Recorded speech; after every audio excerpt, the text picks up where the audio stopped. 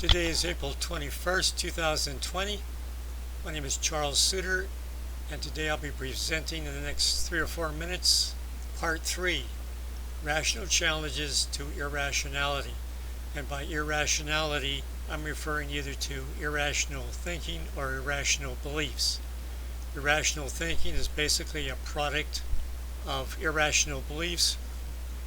These beliefs are held in your subconscious mind and they're relatively permanent.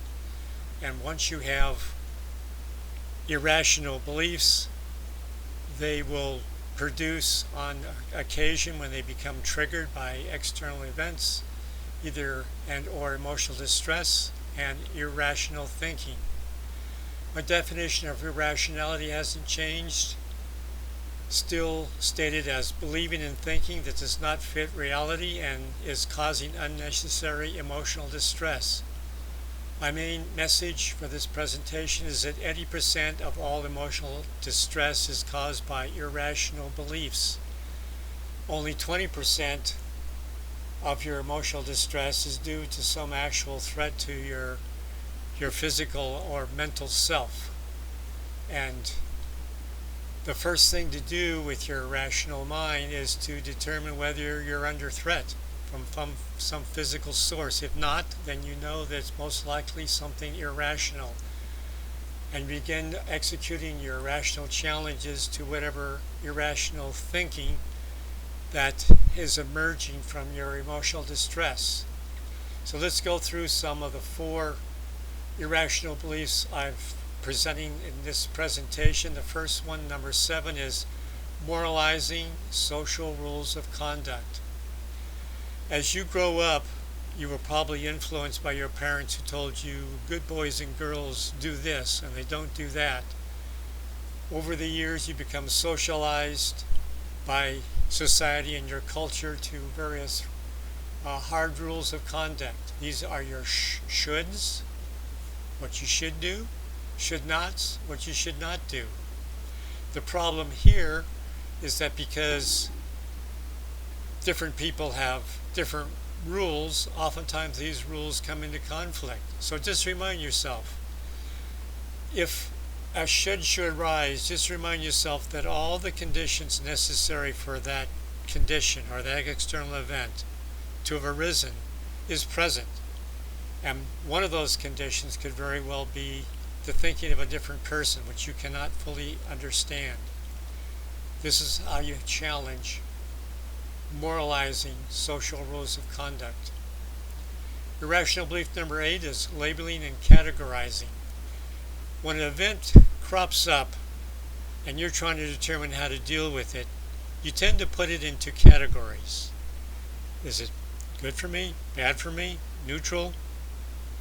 You look for various typecasting, profiles, stereotypes in which to determine how to deal with a particular situation. The problem is that for each category, the elements within that category can be very much different. But yet, you tend to deal with each category uniformly, whereas you may need to distinguish between individuals or individual elements within each category. Can't treat them all the same. Irrational belief number 9, personalizing. Personalizing is where you take the blame for your own emotional distress, and this is resulting from a very irrational belief that you're not okay. There's something wrong with you. You're not the perfect person that you would like to be, perhaps.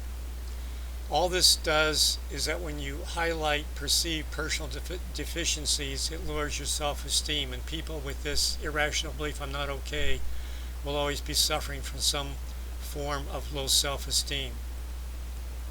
Irrational belief number 10, blaming others. Well, if you don't blame yourself, then obviously it must be someone else is causing you the problems. This is due to the irrational belief that others aren't okay. Blaming others is just another source of conflict and new sources of emotional distress. So again, here are 4 new sources of irrational beliefs. I've presented 10 so far with rational challenges to each. So whenever you are feeling an emotional distress, the more of these rational challenges you can apply to that particular emotional distress, the more you're going to reduce its intensity and perhaps even to zero. And the more often you apply rational challenges to counter your irrational beliefs, the more you begin to change them. The more your rational beliefs begin to change, the less they'll be triggered to give you more emotional distress in the future. My final message: irrational beliefs can be challenged rationally and changed. That's all for now. Remember to stay positive. You'll be happier, healthier, and live longer.